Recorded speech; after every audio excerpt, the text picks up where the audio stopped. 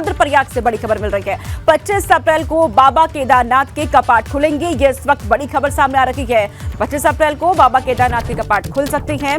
तारीख सामने आ चुकी है। बाबा केदारनाथ के कपाट खुलने के 25 अप्रैल को खुलेंगे, ये जानकारी मिल रही है। तो आज महाशिवरात्रि के मौके पर ये बड़ी खबर मिल रही है। 25 अप्रैल को बाबा केदारनाथ के कपाट खुलने जा रहे हैं। रुद्रप्रयाग से खबर मिल रही है, जिसका इंतजार लंबे समय से भक्तजनों को रहा है कि आखिरकार कब कपाट खुलने वाले हैं। तारीख यहां सामने आ चुकी है। 25 अप्रैल को बाबा केदारनाथ के कपाट खुल रहे हैं। रोहित हमारे साथ जुड़ चुके हैं। रोहित, बाबा केदारनाथ के कपाट 25 अप्रैल को खुल रहे हैं, अधिक जानकारी और क्या आपके पास?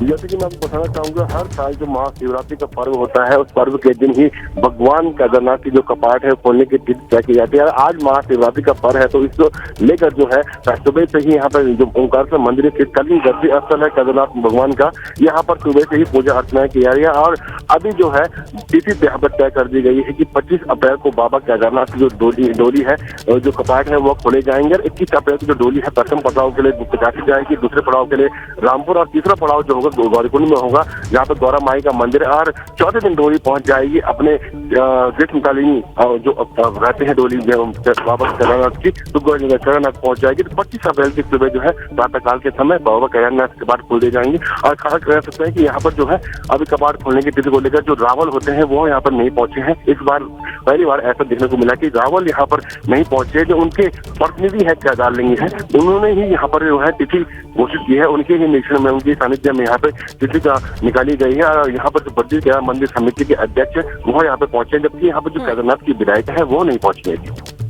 ठीक है, बहुत शुक्रिया रोहित तमाम जानकारी हम तक पहुंचाने के लिए। तो 25 अप्रैल से बाबा केदारनाथ के कपाट खुल रहे हैं और भक्तजनों को लंबे समय से इसका इंतजार भी था। भव्य सजावट अब की जाने लगी है, सुरक्षा व्यवस्था के पुख्ता इंतजाम कर दिए गए हैं, क्योंकि 25 अप्रैल वो वक्त अब नजदीक आ चुका है जब बाबा केदारनाथ के कपाट खुलेंगे, जिसका इंतजार किया जा रहा था। और अब सीधा रुक करते इस वक्त आ रही बड़ी खबर का। 20 फरवरी को यूपी के बजट सत्र से पहले समाजवादी पार्टी घेराबंदी के लिए रणनीति बनाने में जुट गई है। स्वामी के मानस विवाद के बीच आज अखिलेश यादव खुद लखनऊ वापस लौट रहे हैं। आज और दोपहर 1:30 बजे सपा विधायकों के साथ बैठक करने वाले हैं। विधायकों की ये बैठक पार्टी कार्यालय पर बुलाई गई है, जिसमें सपा के मुख्य सचेतक मनोज पांडे और बाकी विधायक मौजूद रहेंगे। वहीं सदन में सरकार को घेरने वाले मुद्दों पर रणनीति यहां बनाई जाएगी। समाजवादी पार्टी बैठक करने जा रही है। 20 फरवरी को यूपी के बजट सत्र से पहले ये बैठक हो रही है और यहाँ सरकार को घेरने की रणनीति बनाई जाएगी। तमाम विधायक यहाँ मौजूद रहेंगे। अखिलेश यादव इस बैठक में मौजूद रहेंगे और उन मुद्दों पर यहाँ मंथन किया जाएगा जिससे सरकार को घेरा जा सके। तो विधायकों के साथ बैठक करने वाले हैं अखिलेश यादव। विधायकों की ये बैठक पार्टी कार्यालय पर बुलाई गई है। तो बजट सत्र पर अखिलेश यादव का घेराबंदी प्लान क्या है, अब वो आप जान लीजिए। सपा अध्यक्ष अखिलेश यादव आज लखनऊ लौटने वाले हैं। दोपहर बाद पार्टी नेताओं से मुलाकात करने वाले अखिलेश यादव। उसके बाद पार्टी नेताओं के साथ नई रणनीति पर मंथन वो करेंगे। कल सपा विधायकों के साथ बैठक भी करने वाले अखिलेश यादव। दोपहर 1:30 बजे सपा के विधायकों की बैठक होने जा रही है। विधानमंडल के मुख्य सचेतक मनोज पांडे भी इस बैठक में मौजूद रहेंगे। बजट सत्र की रणनीति को लेकर यहाँ चर्चा की जाएगी। सदन में सरकार को घेरने की रणनीतियां बनाई जाएगी। तो इस बैठक में उन मुद्दों पर चर्चा की जाएगी जिससे सरकार को घेरा जा सके। और इस खबर पर विवेक त्रिपाठी मेरे साथ जुड़ चुके हैं लखनऊ से। विवेक, समाजवादी पार्टी अब बड़ी बैठक करने जा रही है। बजट सत्र से पहले ही सरकार को घेरने की कोशिश में जुट चुकी है, मुद्दों पर मंथन करने जा रही है। बिल्कुल, देखिए इस बार का बजट सत्र बड़ा विस्फोटक होगा, ये कहा जा रहा है, क्योंकि 20 कार्य दिवस का होगा। पहली बार लंबे अरसे बाद पहली बार ऐसा हो रहा है, कई साल बाद। वैसे तो साल भर में 90 दिन का होना चाहिए बजट, कुल मिलाकर 90 दिन होना चाहिए जो भी सत्र चलते हैं। लेकिन पिछला जो शीतकालीन सत्र था वो 2 दिन का था, उससे पहले भी 5-6 दिन चला। लेकिन अब 20 कार्य दिवस होंगे, तो जब बजट सत्र शुरू होगा तो उसके लिए समाजवादी पार्टी पूरे जोरदार तरीके से हमला करेगी सरकार पर। क्योंकि सबसे बड़ी घटना जो कानपुर देहात की हुई है, जिसमें मां बेटी की जलकर मौत हुई है, बुलडोजर की नीति पर सवाल उठाएगी। इसके अलावा जातीय जनगणना का मुद्दा उठाया जाएगा। जिस तरह से अखिलेश यादव ने गाजीपुर में रैली करके जातीय जनगणना का आह्वान किया था, बिहार में लागू कर दिया गया है। उनका कहना है कि उत्तर प्रदेश में क्यों नहीं लागू हो रहा है, उसको वहां पर उनके विधायक उठाएंगे। पार्टी के विधायक इस मुद्दे को जोरदार तरीके से उठाएंगे। इसके अलावा बेरोजगारी, महंगाई, महिला उत्पीड़न और क्राइम, कानून व्यवस्था को भी लगातार सवाल खड़े कर रही है समाजवादी पार्टी। और बजट सत्र में इस पर भी सवाल जवाब किए जाएंगे सरकार से। इन मुद्दों को लेकर अखिलेश यादव चूंकि एक निजी दौरे पर हैं, विदेश गए हैं, आज उनके लौटने की उम्मीद है पूरी कि आज वो लौट आएंगे, दिल्ली आएंगे और दिल्ली से वो लखनऊ आएंगे। लेकिन आज वो कार्यालय आएंगे या नहीं ये बहुत स्पष्ट नहीं है, साफ नहीं है। समाजवादी पार्टी के नेताओं का कहना है कि वो आ सकते हैं, बैठ सकते हैं, लेकिन बैठक शायद आज कोई ना हो। कल दोपहर 1:30 बजे जरूर बैठक रखी गई है। मुख्य सचेतक मनोज पांडे और सारे विधायक, उसमें स्वामी प्रसाद मौर्य जो भी जिनका प्रमोशन हुआ है रामचरितमानस विवाद के बाद, वो भी शामिल होंगे। सभी लोग बैठक करेंगे और रणनीति क्या बनानी है। जो बजट सत्र 20 तारीख से शुरू हो रहा है उसके लिए किस तरह से सरकार पर हमला करना है, कौन से सवाल उठाएगा, कौन सा विधायक क्या मुद्दे रखेगा, ये सारी रणनीति बनेगी। और उसके बाद यानी बैठक के बाद कार्यकर्ताओं से मिलेंगे। चूंकि समाजवादी पार्टी की प्रदेश कार्यकारिणी की सूची भी जारी होनी है, एकाध इकाइयाँ जो हैं वो स्थापित हो चुकी हैं, गठन हो चुका है उनका, लेकिन अभी प्रदेश कार्यकारिणी की बहुत सारी इकाइयाँ गठित होनी है। प्रदेश अध्यक्ष चूंकि अखिलेश यादव ने उनको निलंबित नहीं किया था, सस्पेंड नहीं किया था, बाकी सब भंग कर दी गई थी इकाइयाँ, लेकिन प्रदेश अध्यक्ष नरेश उत्तम पटेल दोबारा उनको कार्यकाल उनका बढ़ा दिया गया। अब नीचे के कौन कौन होंगे, कौन महामंत्री होगा, संगठन में कौन कौन लोग आएंगे, ये प्रदेश की कार्यकारिणी आज तय होनी है। ये बहुत इंपॉर्टेंट चीज़ है। कई दिनों से चल रहा था, चूंकि अखिलेश बाहर थे इस वजह से उस पर मुहर नहीं लग सकी। इसके अलावा एक और महत्वपूर्ण विवाद है जो पार्टी के अंदर चल रहा है, अंदरूनी कलह चल रही है। जिस तरह से 2 महिला नेताओं को निकाला गया है, निष्कासित किया गया है, उस पर भी सवाल जवाब होंगे। और ये भी हो सकता है कि दोनों महिला नेता अखिलेश यादव से मिलने या बात करने आ सकती हैं उनके आवास पर। बिल्कुल विवेक, पार्टी के अंदर ही कलह देखी जा रही है आपस में, और इन सबके बीच समाजवादी पार्टी अब सरकार को घेरने की रणनीति बनाएगी। बहुत शुक्रिया विवेक, तमाम जानकारी हम तक पहुंचाने के लिए। नजर आप बना के रखिएगा, आपसे अपडेट हम लेते रहेंगे। आखिर करते चित्रकूट से बड़ी खबर मिल रही है। अब्बास की पत्नी निखत से पूछताछ होने वाली है। दोबारा आज पूछताछ करेगी पुलिस। निखत अंसारी की पुलिस रिमांड का दूसरा दिन आज है। कल देर रात निखत से पुलिस लाइन में पूछताछ हुई थी। कल निखत ने कई अहम राजों से पर्दा उठाया। सूत्रों के हवाले से ये जानकारी है। निखत और ड्राइवर से अलग अलग कमरों में एसटीएफ की टीम ने पूछताछ की है और आज एक बार फिर अब पूछताछ होने जा रही है। कल पूछताछ के वक्त मानसिक तनाव के कारण निखत अंसारी से पूछताछ रोक दी गई थी। निखत का फोन अनलॉक करने के लिए लखनऊ से स्पेशल टीम पहुंचेगी। निखत अंसारी के वकील को भी पूछताछ के दौरान बाहर कर दिया गया था। हालांकि कोर्ट के आदेश का हवाला देकर वकील साथ में रहने की मांग कर रहे थे, लेकिन वकील को बाहर रहने के लिए कहा गया। अभी पुलिस लाइन के गेस्ट हाउस में निखत और नियाज को रखा गया है। अलग अलग कमरों में उनसे पूछताछ हो रही है। आज पूछताछ का दूसरा दिन, आज भी पूछताछ की जाएगी और कल जो सवाल जवाब किए जा रहे थे उसका सिलसिला आज आगे बढ़ेगा। तो आपको बता देते हैं आज क्या क्या होने वाला है। निखत अंसारी से आज पूछताछ होने वाली है। साजिश को लेकर के एक बार फिर से सवाल किए जाएंगे निखत अंसारी से। वहीं जेल में मुलाकात पर सवाल भी पूछे जाएंगे, क्योंकि गैर कानूनी तरीके से मुलाकात की थी, उसको लेकर भी सवाल होगा। मुलाकात के मददगारों को भी लेकर यहां सवाल किए जाएंगे। वहीं फोन को अनलॉक करने की कोशिश भी की जाएगी। इसके लिए स्पेशल टीम को बुलाया गया है, क्योंकि फोन पर बताया जा रहा है कि कई राज छुपे हुए हैं। अब आपको ये बता देते हैं कि कल क्या क्या हुआ। निखत से साजिश के बारे में पूछताछ की गई। कल देर रात निखत से पुलिस लाइन में पूछताछ हुई थी। निखत ने कई अहम राजों से पर्दा उठाया। सूत्रों की तरफ से ये जानकारी दी गई। निखत के ड्राइवर से भी पूछताछ हुई है और दोनों से अलग अलग कमरों में पूछताछ कर रही है एसटीएफ की टीम। कल पूछताछ के वक्त मानसिक तनाव में थी निखत, ये जानकारी भी है, और मानसिक तनाव के कारण ही पूछताछ को बंद कर दिया गया था। आज एक बार फिर से पूछताछ होने जा रही है। सवाल जवाब को आगे आज बढ़ाया जाएगा। अलग अलग कमरों में दोनों को बिठाया जा रहा है और पूछताछ हो रही है। जो भी साजिश रची गई थी गैर कानूनी तरीके से मुलाकात करने की, इसके अलावा उन सवालों के जवाब आज लेने की कोशिश रहेगी। प्रयागराज से मोइन हमारे साथ जुड़ चुके हैं अधिक अपडेट के साथ। मोइन, आज एक बार फिर से सवाल जवाब होने वाले हैं निखत अंसारी से, क्या अपडेट मिल पा रहा है? आज कौन कौन से सवाल रह सकते हैं?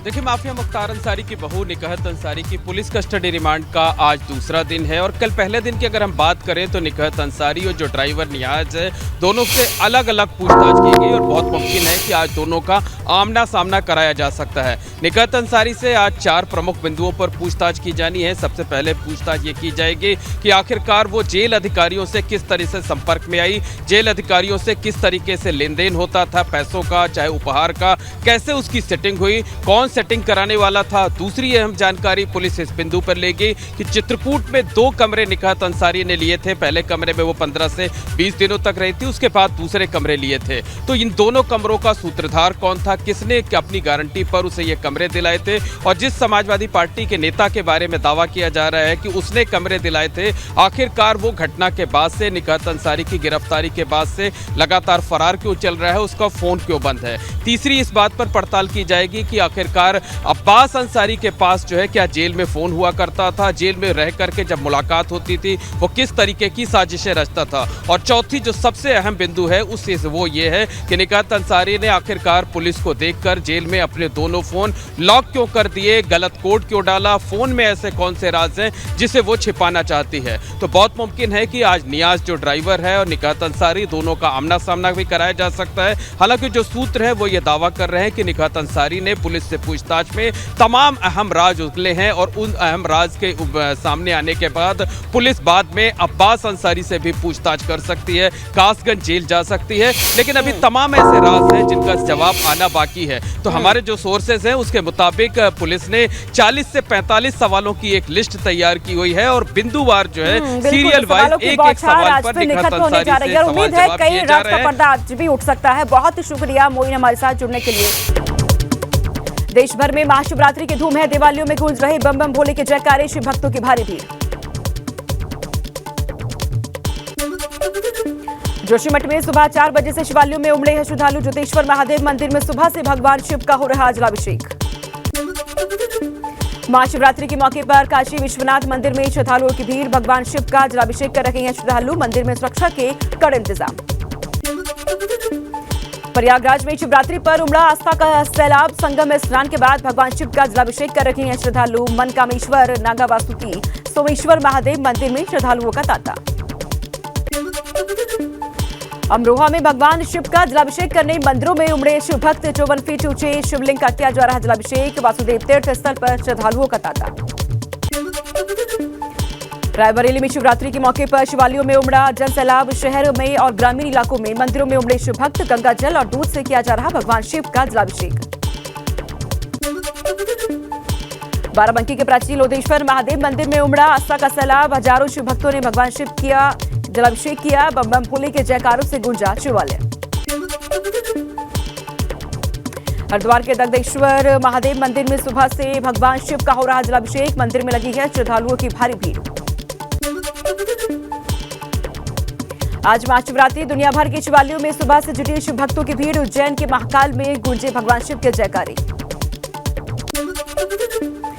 जोधपुर हाईकोर्ट ने महाशिवरात्रि पर शिव बारात निकालने की दी इजाजत। प्रशासन ने शिव बारात निकालने की नहीं दी थी परमिशन। कोर्ट पहुंचा था विश्व हिंदू परिषद।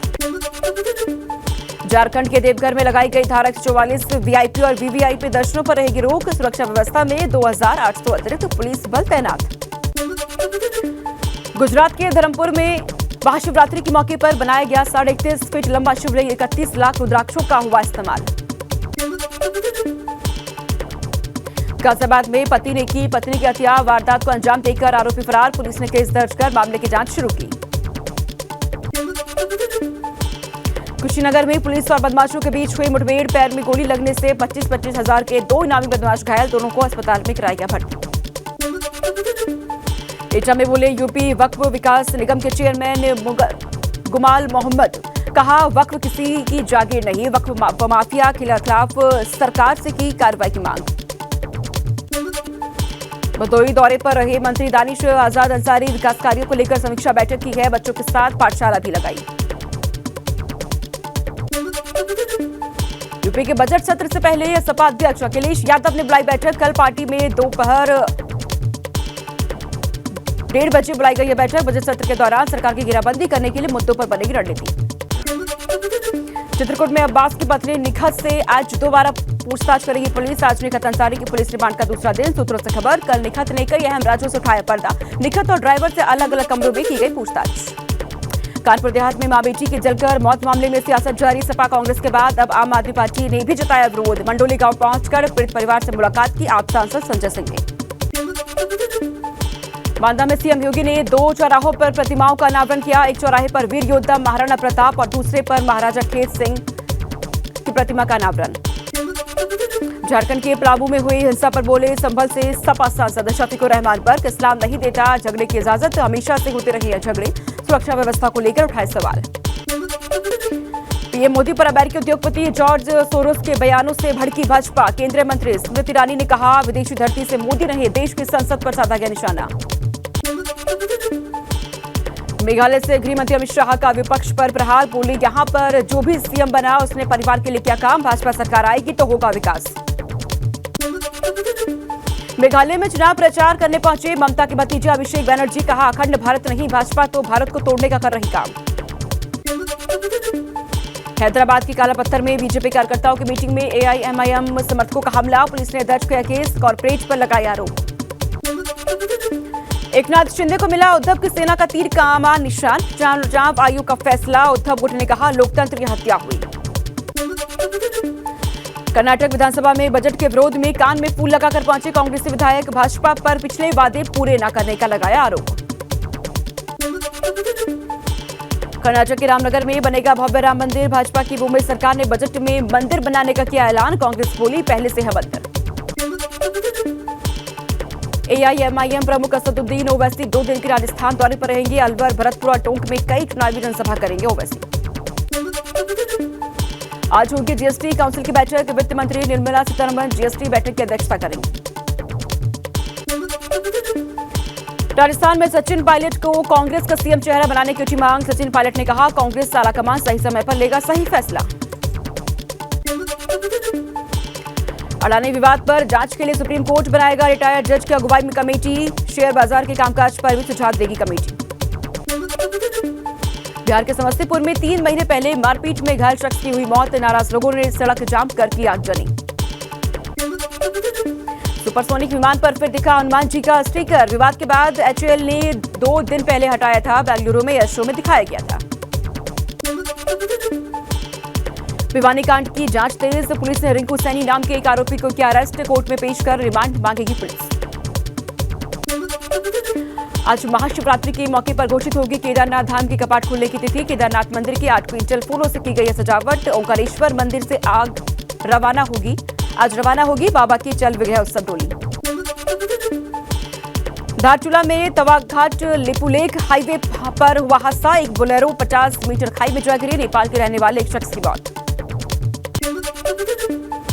उत्तराखंड के स्वास्थ्य मंत्री धन सिंह रावत का बयान, स्वास्थ्य के क्षेत्र में कराया जा रहा है बेहतर काम, मरीजों को एयरलिफ्ट और ड्रोन के जरिए दवा सप्लाई का मिल रहा लाभ।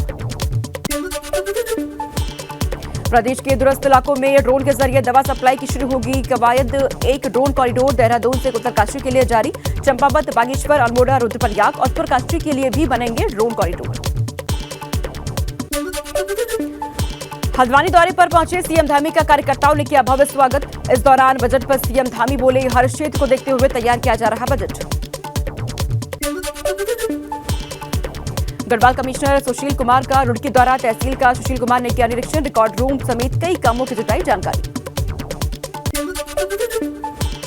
रुड़की में धड़ल्ले से चल रहे कोचिंग संस्थानों के रजिस्ट्रेशन की उठी मांग, स्थानीय विधायक प्रदीप बत्रा ने कहा कि कोचिंग सेंटरों की संख्या लिमिटेड होनी चाहिए, अवैध तरीके से चल रहे कोचिंग संस्थानों को दिया गया रजिस्ट्रेशन का निर्देश।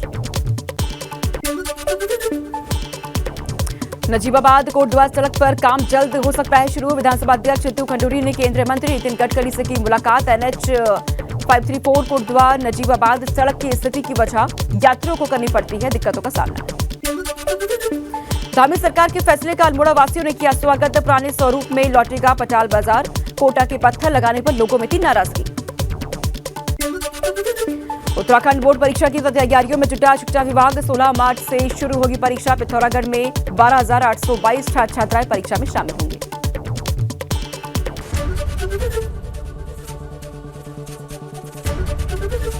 एबीपी गंगा, खबर आपकी, जुबान आपकी।